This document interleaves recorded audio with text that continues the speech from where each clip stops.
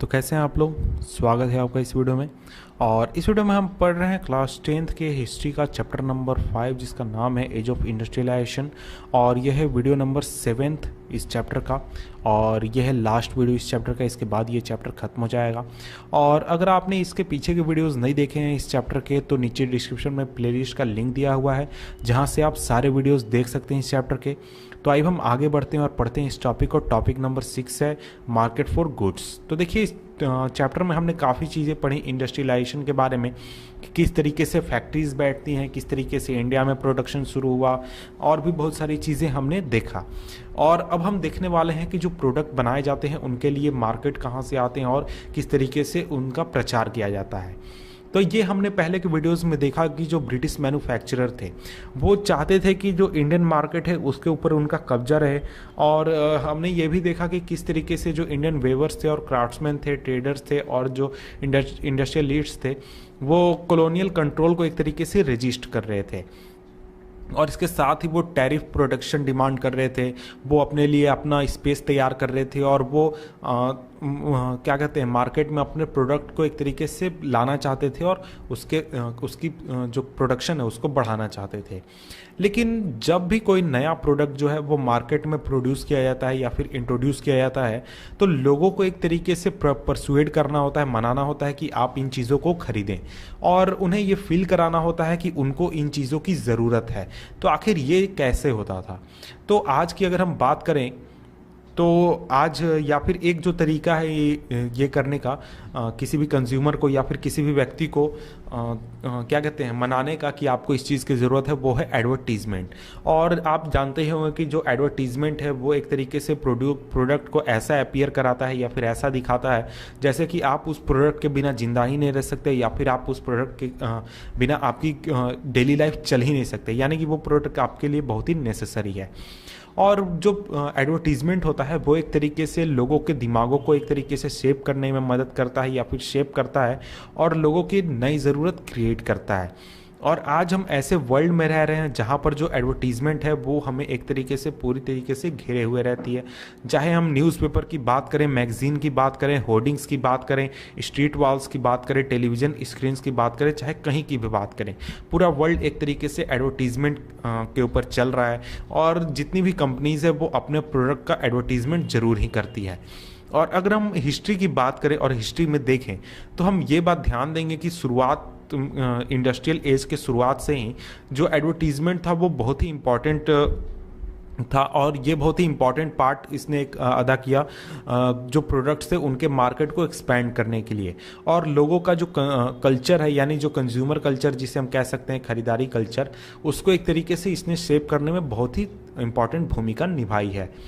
तो देखिए जब जो मैनचेस्टर इंडस्ट्रियलिस्ट थे उन्होंने जब अपने प्रोडक्ट को इंडिया में सेल करना शुरू किया तो उस क्या कहते हैं प्रोडक्ट के पैकेट पर वो अपना लेबल लगा देते थे क्लॉथ के बंडल के ऊपर। और ये जो लेबल था ये एक तरीके से ज़रूरी होता था, और जिसमें कि मैन्युफैक्चरर और उस जो नेम क्या कहते हैं कंपनी का नाम है वो एक तरीके से लगा हुआ होता था। और ये जो चीज़ है ये बायर को एक तरीके से फेमिलियर होती थी। और ये जो लेबल होता था ये एक तरीके से क्वालिटी का भी मार्क होता था। और जब भी जो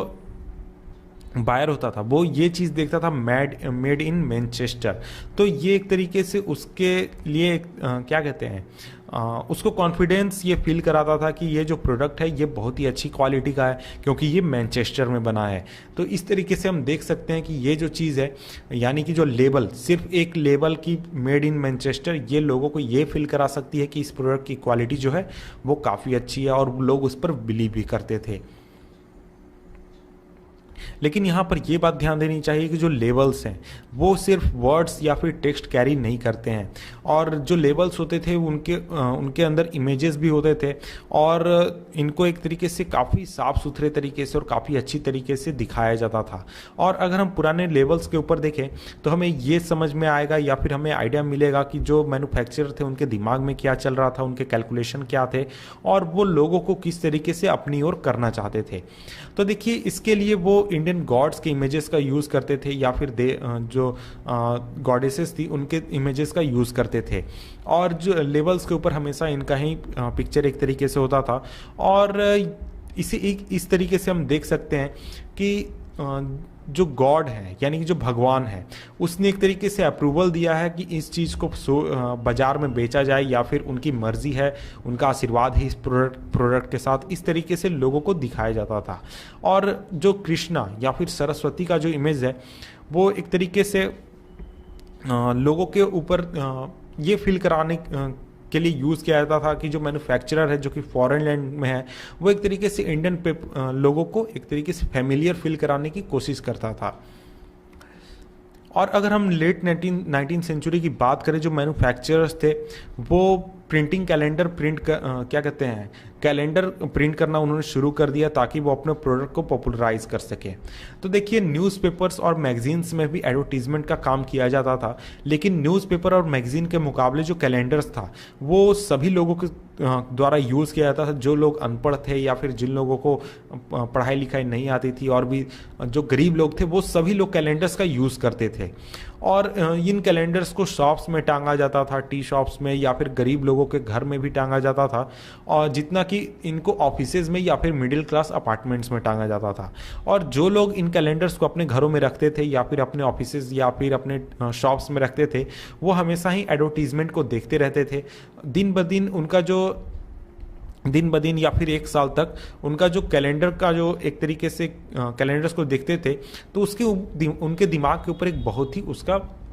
इम्पॉर्टेंट छाप पड़ता था। और इन कैलेंडर्स में अगर हम ध्यान दें तो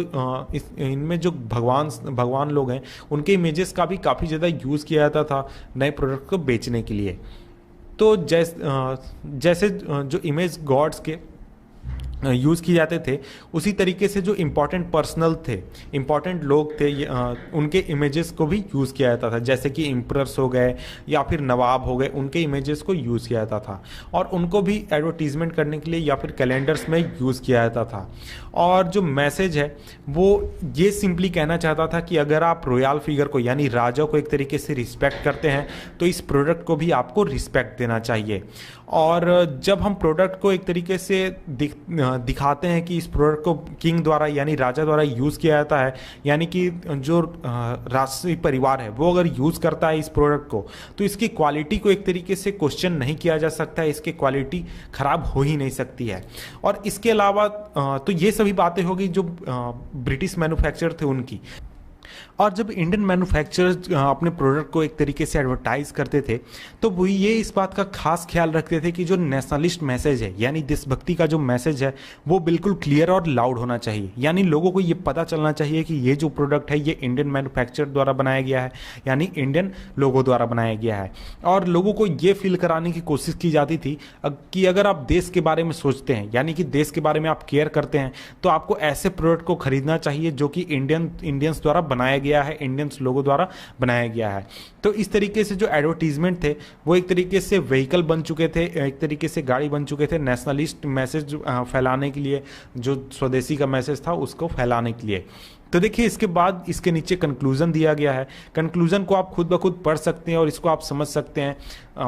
पढ़ेंगे तभी आपको ये चीज़ें समझ में आएंगी। तो यहाँ पर ये जो चैप्टर है हमारा ये चैप्टर खत्म हो चुका है और आप चाहे तो हम इस चैप्टर के पीछे के वीडियोस भी देख सकते हैं जिनका लिंक नीचे डिस्क्रिप्शन में दिया गया है। और अगर आप हमारे चैनल पर जाएंगे, चैनल पर प्लेलिस्ट सेक्शन में जाएंगे तो वहाँ पर आपको बहुत सारे चैप्टर्स मिलेंगे और बहुत सारे चैप्टर्स अलग अलग सब्जेक्ट के आप पढ़ सकते हैं। तो मिलते हैं आपसे हम किसी और वीडियो में किसी और चैप्टर के साथ, तब तक के लिए गुड बाय।